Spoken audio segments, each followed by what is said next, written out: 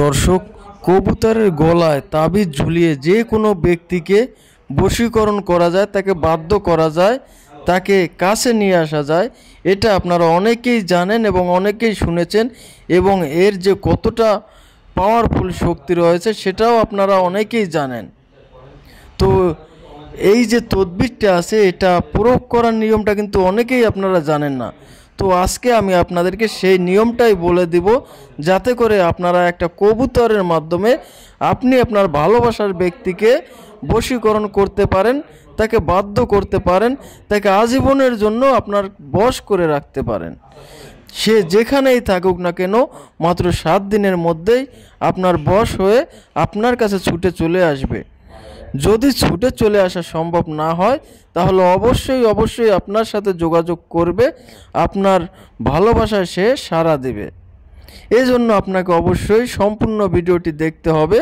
যদি কেউ স্কিপ করে ভিডিওটি দেখেন, তাহলে হয়তো বা কোনো গুরুত্বপূর্ণ স্টেপ আপনার মিস হয়ে যেতে পারে।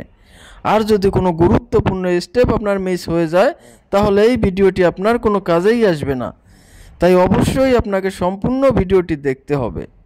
আর ভিডিওটি শেয়ার করে অবশ্যই আপনি আপনার টাইমলাইনে রেখে দিবেন, যাতে করে প্রয়োজনের সময় আপনি এই ভিডিওটি দেখে সঠিকভাবে সঠিক নিয়মে এই বশীকরণ তদবিরটি প্রয়োগ করতে পারেন এবং আপনার ভালোবাসার সেই কাঙ্ক্ষিত ব্যক্তিকে আজীবনের জন্য আপনার বশ করে রাখতে পারেন, আপনার বাধ্য করে রাখতে পারেন। তো তদবিরটি করার জন্য আপনাকে প্রথমেই একটা সাদা কাগজ নিতে হবে এবং একটা জালালি কবুতরের রক্ত নিতে হবে। তো আপনি ওই সাদা কাগজের উপর ওই জালালি কবুতরের রক্ত দিয়ে আপনি স্ক্রিনে দেওয়া যে নকশাটা আছে, এই নকশাটা হুবহুব যেভাবে অঙ্কন করা আছে আপনারা এইভাবে অঙ্কন করবেন। অনেকে বলতে পারেন যে ভাই, এই যে পাখিটা যে আঁকায় এরকম তো আমরা আঁকতে পারবো না।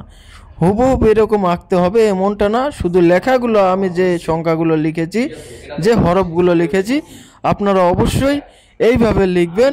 আর পাখিটা আপনার একটু আঁকা বাঁকা হলেও কোনো সমস্যা নাই, তবে লেখাগুলো আপনাকে ঠিকভাবে লিখতে হবে।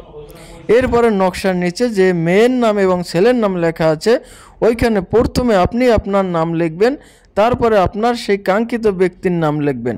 সে ছেলে হোক কিংবা মেয়ে হোক, তার নাম পরে লিখবেন, আপনার নিজের নামটা আগে লিখবেন। নকশাটা যখন লেখা হয়ে যাবে, আপনি এটা সুন্দরভাবে ভাঁজ করে একটা মাদলিতে ভরে মোম দিয়ে আটকিয়ে দিবেন। এরপরে আপনি আর একটা জালালি কবুতর সংগ্রহ করে সেই কবুতরের গলায় বেঁধে আপনি কবুতরটা ছেড়ে দেবেন, আকাশে উড়িয়ে দিবেন। আর আপনি যদি কোনো ছেলেকে বশ করতে চান, তাহলে অবশ্যই কবুতরটা কোনো ছেলে কবুতর হতে হবে। আর আপনি যদি কোনো মেয়েকে বশ করতে চান, তাহলে কবুতরটা কোনো একটা মেয়ে কবুতর হতে হবে। এরপরে আপনি এই কবুতরটাকে আকাশে ছেড়ে দিবেন, দেখবেন মাত্র 7 দিনের মধ্যেই আপনার সেই কাঙ্ক্ষিত ব্যক্তি আপনার বশ হয়ে যাবে, আপনার বাধ্য হয়ে যাবে। সে যেখানেই থাকুক না কেন আপনার কাছে ছুটে আসবে।